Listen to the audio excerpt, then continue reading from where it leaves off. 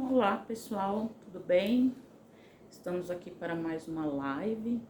Agradeço as pessoas que interagiram com a live passada, que foi os Sonhos de Deus.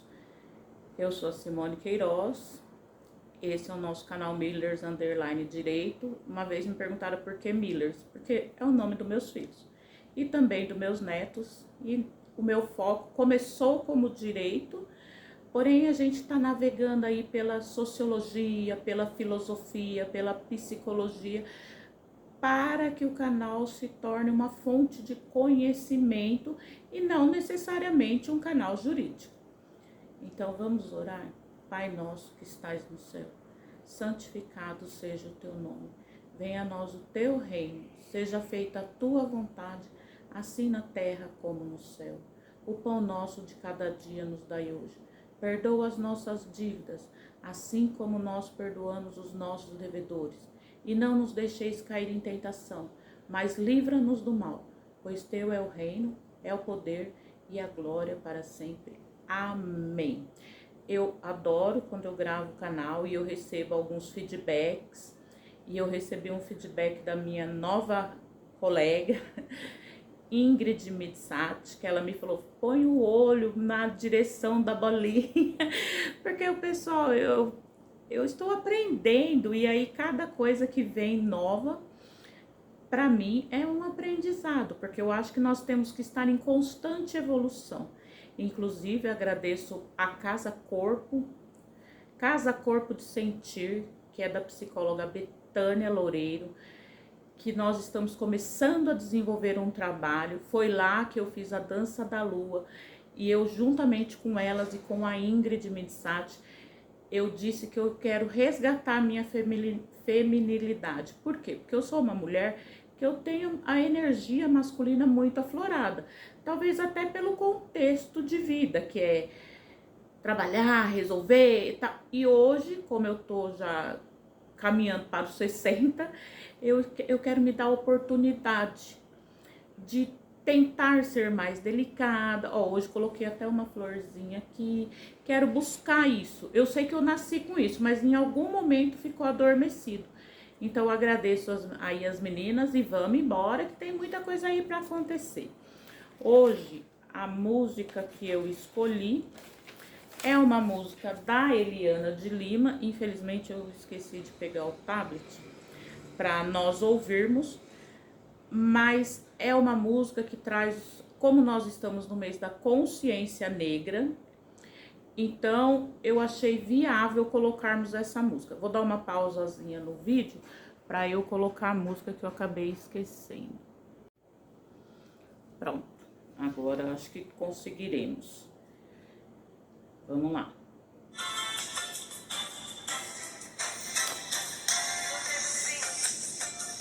Não tenho vergonha não, desde a abolição que eu luto. Sou negro sim, não tenho vergonha não, desde a abolição que eu luto. Luz, luz do cometa, luz, reluz sobre nossas cabeças. A minha cor não deve influir no nosso amor, porque o negro é nascido da flor. A minha cor não deve influir no nosso amor, porque o negro é nascido da flor. Vá, diga pra eles que a cor da pele é limpa demais. Vá, diga pra eles que a cor da pele é limpa demais. Contra a opressão e o desnível social, a discriminação geral.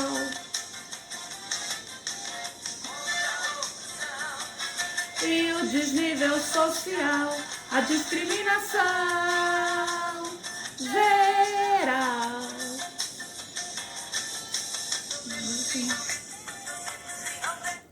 Então essa é a música da Eliana de Lima, Sou Negro Sim, e eu trouxe essa música porque fez parte da minha juventude, porque essa música ela é de 1990 e porque é o mês da consciência negra. Então essa música ela foi escrita pelo Rick Magia e ela foi lançada no álbum Fala de Amor da Eliana de Lima em 1991.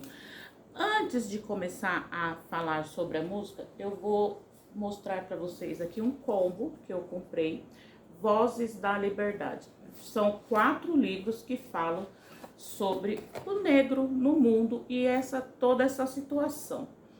Aqui tem relato da vida de Frederick Douglass, um escravo americano. Incidentes na vida de uma escrava de Harriet Ann Jacob. E tem aqui a história de Sojourner Truth, a escrava do norte, Oliver Gilbert. São 4 e eu comecei a ler esse aqui, ó, Nos Bastidores, que fala de uma mulher que foi escrava por 30 anos e depois ela acabou virando uma estilista na Casa Branca, e é de Elizabeth Keckley. Então esse é o que eu estou lendo no momento, até porque falamos demais sobre os negros, mas nós conhecemos as suas raízes, conhecemos as suas lutas, conhecemos a sua história, a sua trajetória? Não. Então foi um tema que me empolgou demais, tanto que eu adoro escrever, gente, eu adoro escrever, minha letra parece um desenho. E aí eu comecei a escrever sobre a música e quem falou que eu parava? Porque aí a gente vai navegando ali na música e vai se empolgando. E eu falei, gente, eu não posso escrever demais porque senão fica muito grande o vídeo. E as pessoas, o primeiro vídeo durou 1h30, que foi a música do Racionais. E o pessoal, apesar que eu vou, pra ser bem sincero, eles falam quando é longo, eles falam quando é curto, eles falam do meu cabelo, eles falam da maquiagem, eles falam do reflexo do óculos, eles falam do olho, eles falam se tá pra cima, se tá pra baixo. Então, quando eu comecei o canal, a ideia foi não me incomodar com as críticas. E me faz tão bem, sabe? É um tempo que eu tiro pra estudar coisas aleatórias ao meu trabalho, é uma terapia. Então, a Eliana de Lima gravou. E a Eliana de Lima, ela é de descendência negra. E a Eliana de Lima, ela ficou muito famosa porque ela puxava samba enredo das escolas de samba de São Paulo. E era um território predominantemente masculino. Então, ela já se sobressaía ali. Quando chegou a época do pagode, nos anos 90, ela teve muito destaque também no pagode. E ela era de descendência negra, embora ela tivesse os cabelos pintados de loiro, e ela era gordinha. Então ela tinha algumas vertentes aí das discriminações. Mulher, negra, gorda e puxadora de escola de samba. Então ela tinha isso dentro dela. Então, ao gravar esta música, Sou Negro Sim, ele foi tido como um hino de resistência da época. Lembrando que na década de 90 nós estávamos em plena transição da ditadura. Lembrando que a nossa Constituição ela foi promulgada em 1988. Então, quando chega 90, estava todo mundo querendo gritar que éramos iguais, que não podia haver discriminação, mas ainda havia uma certa resistência política, no cenário político, das pessoas não poderem extravasar tudo. Até hoje ainda é assim. Hoje nós temos a equiparação do crime que antigamente era injúria racial com crime de racismo. E mais para frente eu vou mostrar para vocês que essa lei do racismo, bom, já vamos falar agora que eu já entrei, né? Nós temos uma lei que veio logo após a Constituição, que é a Lei 7.716 de 89, ou seja, a nossa Constituição é de 88, ali a bancada já começou a se movimentar e promulgou a Lei dos Crimes Resultantes de Preconceito de Raça e Cor, dando mais enfoque no artigo 20, sendo que naquela época a pena ainda, né, porque a lei ela não foi derrogada, ela era de 1 a 3 anos. Pessoal, de 1 a 3 anos, de 1 a 4 anos, ninguém vai para cadeia. Tanto que nem vai para a vara criminal comum, vai para o GCRIM, que a gente fala Juizado Especial Criminal, e ali chega, você mal tem uma audiência, porque assim, o promotor já chega com uma proposta de acordo, ou você dá uma cesta básica, ou você presta serviço para a comunidade, ou você faz uma doação para uma instituição de caridade, e dentro de um período de 5 anos, se você não tiver mais nenhum outro tipo de crime, você volta a ter sua ficha limpa e você continua sendo um réu primário. Depois, em 2023, olha isso, nós temos a Constituição em 88, aí nós temos essa lei em 89, aí depois em 2003, nós temos a lei 10.639, que ela traz o quê? Que ela torna obrigatório o ensino da história e da cultura africana nas escolas, contribuindo para o conhecimento e valorização da identidade negra. Eu vou perguntar para vocês, em alguma escola, porque em 2003 eu não estava mais na escola, mas meus filhos sim. Eu não me lembro deles terem isso na escola, de tratar da cultura negra, de tratar uma matéria específica. Por exemplo, nós temos a história do Brasil, mas não existe história africana. Eu não me recordo. Se tem, eu acho que eu deixei passar, o que é meio difícil, porque eu pegava muito no pé na questão escolar dos meus meninos. E aí, não sei. Quando foi em 2010, veio a Lei 12.288, que é tido como o Estatuto da Igualdade Racial. E ele não vem como uma lei, ele é mais assim, é um estatuto, porque ele estabelece políticas e direitos para a promoção da igualdade racial no Brasil, combater a discriminação, eu escrevo e eu esqueço, estruturada e institucional. Essa lei de 2010, ela vem como um estatuto para combater a discriminação. Lembrando que nós já temos a lei ali de 89 que prevê o crime. Essas leis, elas vêm dando um suporte, mas elas já foram colocadas em prática. Atualmente, nós estamos em 2025, quase, na outra live eu falei 30 anos da Constituição, são quase 40 anos. E até hoje, o que está lá previsto na Constituição, no artigo 5º, inciso 42, que o crime de racismo, ele é inafiançável e imprescritível. Então, vamos lá. Ele é inafiançável. Se eu xingar alguém no tom pejorativo da palavra, por exemplo, a pessoa se refere ao o Daniel Alves, né? Teve uma situação que jogaram uma banana para ele, por quê? Comparando ele ao macaco. Ele simplesmente pegou a banana, continuou jogando, depois ele teve outros problemas, mas problemas de ordem pessoal, não referentes a esse ato. Chamar os jogadores de macaco, chamar de negão no sentido pejorativo. Eu tenho um sobrinho que nós chamamos ele de negão. Talvez ele não goste, eu acho que uma vez ele falou que ele não gostava, que chamava ele de bombril, porque o cabelinho era enroladinho, a gente falava que ele era o bombril. Ele falou que não gostava e tudo bem. E coincidentemente esse sobrinho foi parar um dia numa delegacia porque chamou um colega de escola de macaco. Então, o racismo, ele é intrínseco em nós. Nós crescemos com isso. Dia de preto. Amanhã é dia de preto, porque é o dia de trabalhar, em alusão aos escravos.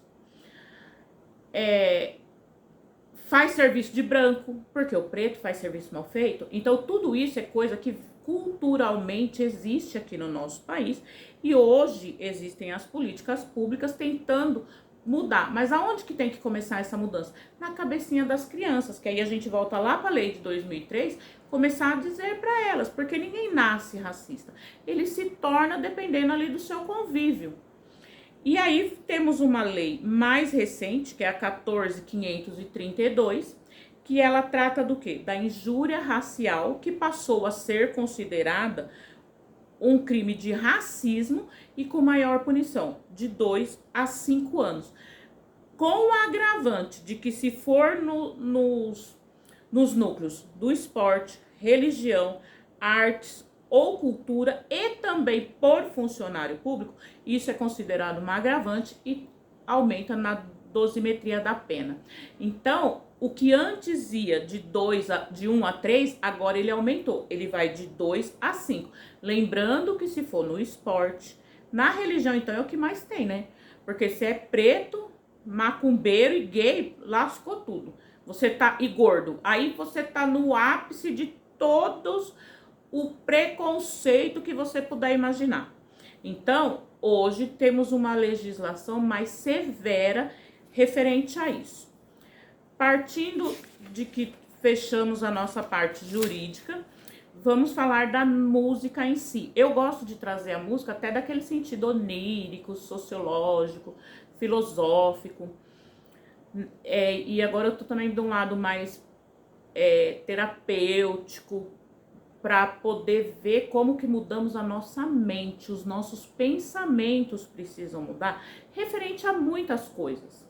Então fala assim, ó, sou negro sim, não tenho vergonha não.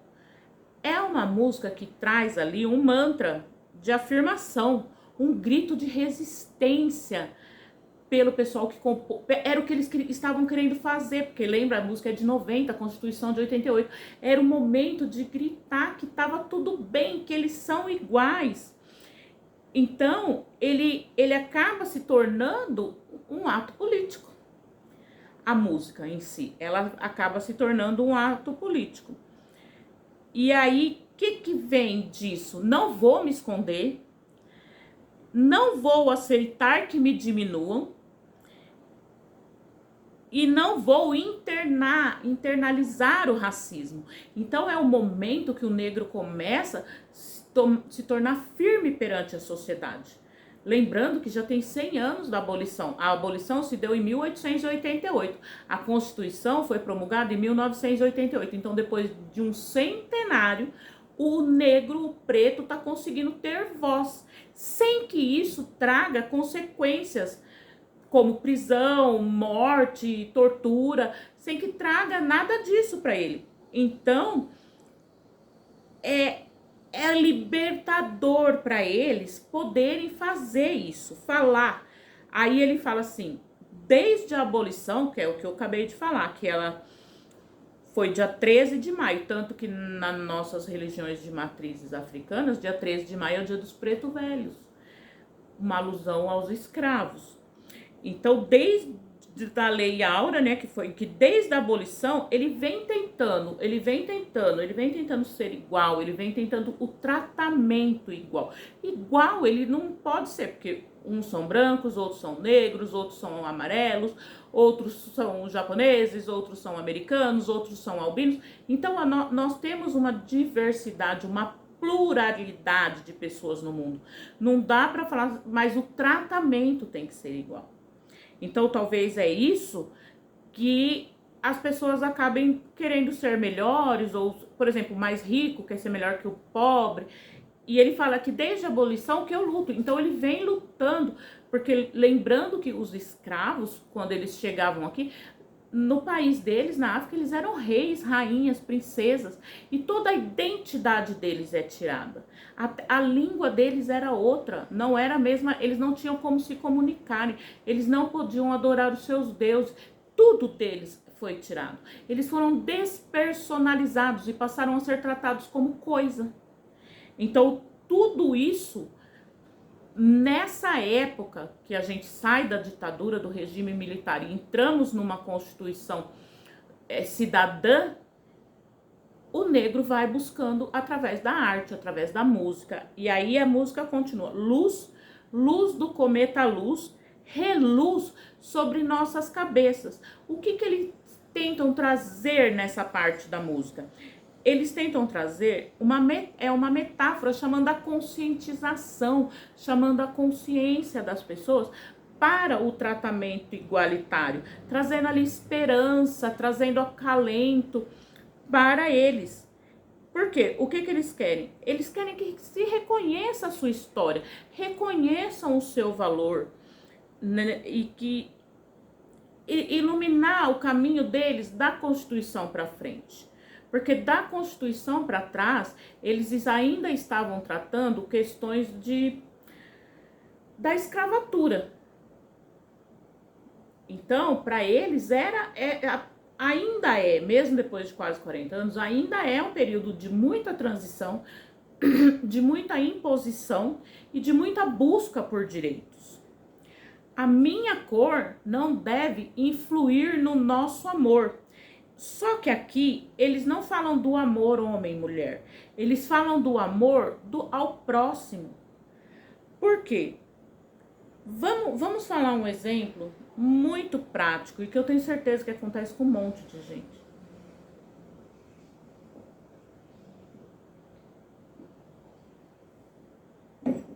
Você tá andando na rua, vem vindo dois negrinhos, dois pretinhos, dando risada, falando, ou mesmo com a mão no bolso. Você vai ficar confortável? Momento de reflexão. E se forem dois branquinhos? Gente, eu defendi muitos presos que eu olhava para eles assim, eles estavam de tênis de marca, cabelinho no gel, topetinho, de famílias classe média. E eles tinham enveredado pro caminho do crime. Mas também atendi muitos negros maravilhosos, donos de empresas. Então, ainda existe essa falta de conscientização. Então, eu chamei vocês para uma reflexão porque eu já fiz isso. E eu venho de uma família negra. Tanto que o apelido do meu pai é Pelé. Ele não é preto retino, mas ele é descendente de negro, porque eu sou descendente de escravos e índios. Então, não tem como nós tratarmos a coisa se a nossa consciência ela ainda não se adequou. Por quê? Porque é nossa cultura. Precisamos refletir, tratar isso dentro de nós. E aí ele fala, porque o negro é nascido da flor. Vá, diga para eles que a cor da pele é limpa demais. Quantas vezes a gente vê questões assim, esse negro fedorento, são termos, gente, que a gente usou a vida inteira. Preto é fedido. Porque eu tenho uma pessoa que falou pra mim assim, eu perguntei se eu já namorei um negro. E foi tudo de bom. Aí eu falei pra essa pessoa assim, não, eu não vou namorar não. Aqueles cabelinhos enroladinhos. Opa! Qual que é o problema? Parece um grão de pimentinha. Opa! E quer saber mais? Não é uma pessoa das branquinhas, não.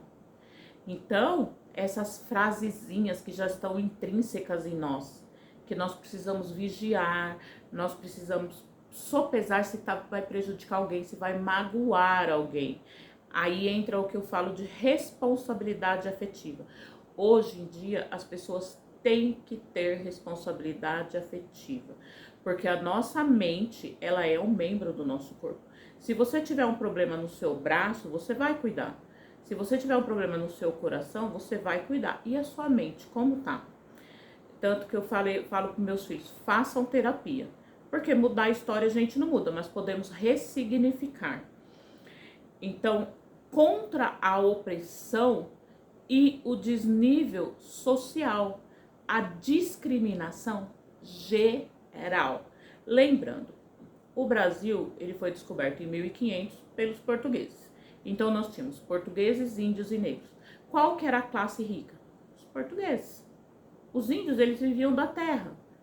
E os negros chegaram aqui na condição de escravos, eles não podiam ter nada. Eles chegaram, gente, eles mal chegaram com a roupa do corpo, porque o translado da África para cá morriam vários nos navios negreiros, traziam doenças, eles tinham que ficar ali convivendo com ratos, eles vinham desnutridos e chegavam aqui, eram vendidos e tinham que trabalhar sob ali o som da chibata para poder pelo menos comer.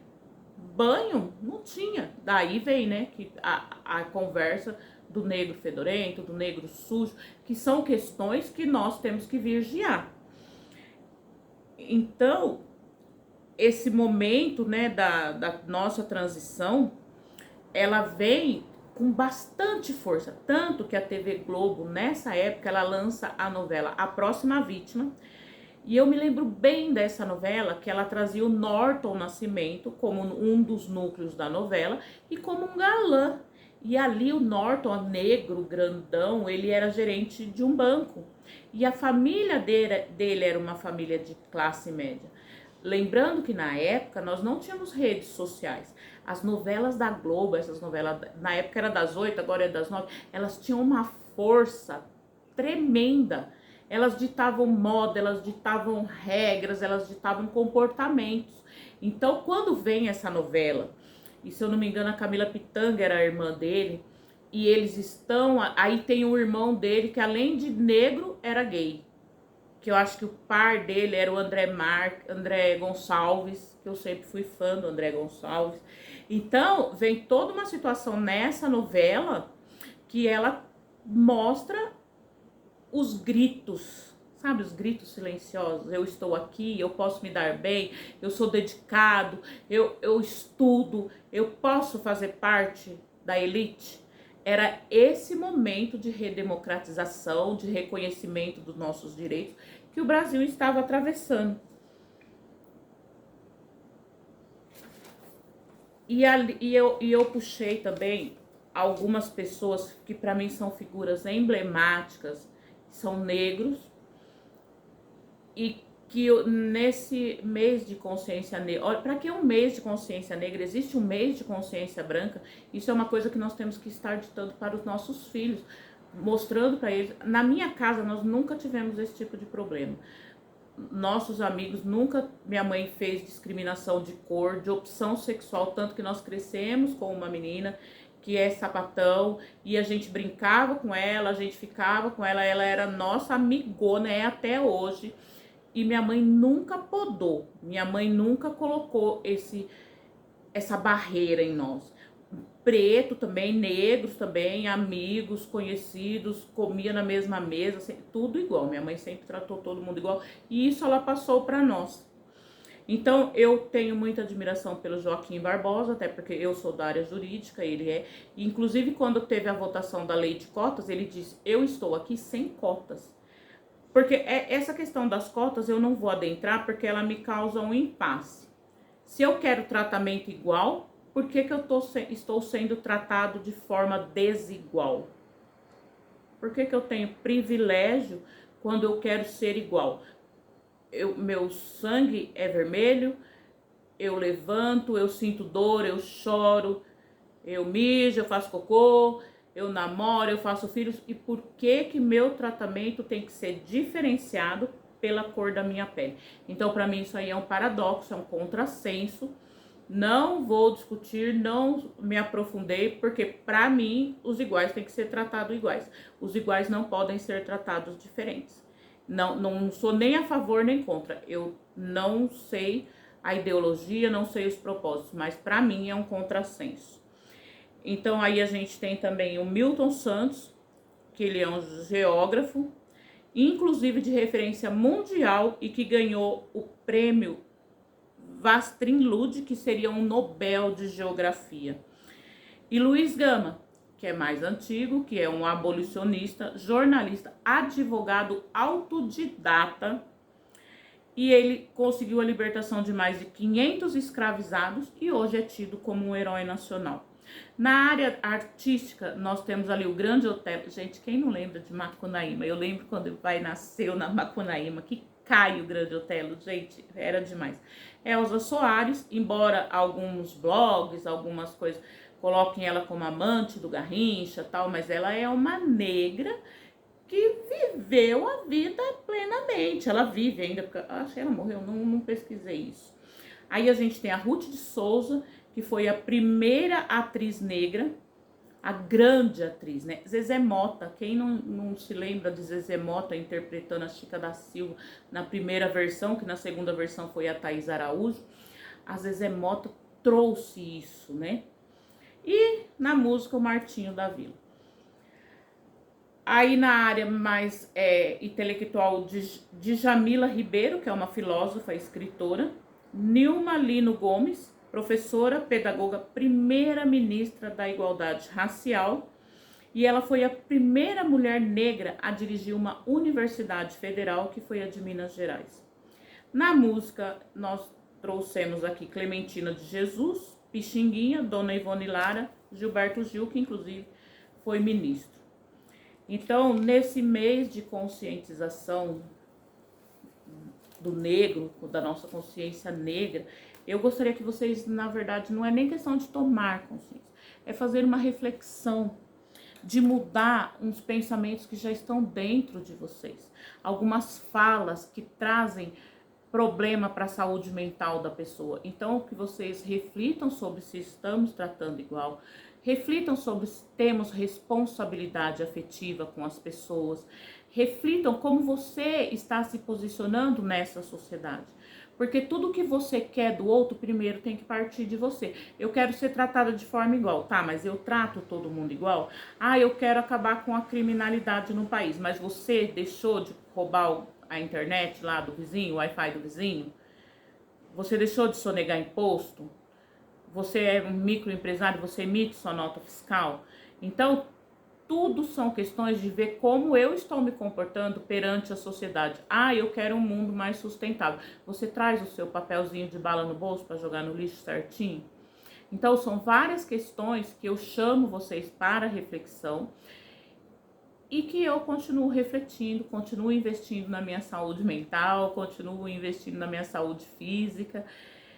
E é isso. Benção mamãe, benção papai, fiquem com Deus e até a próxima.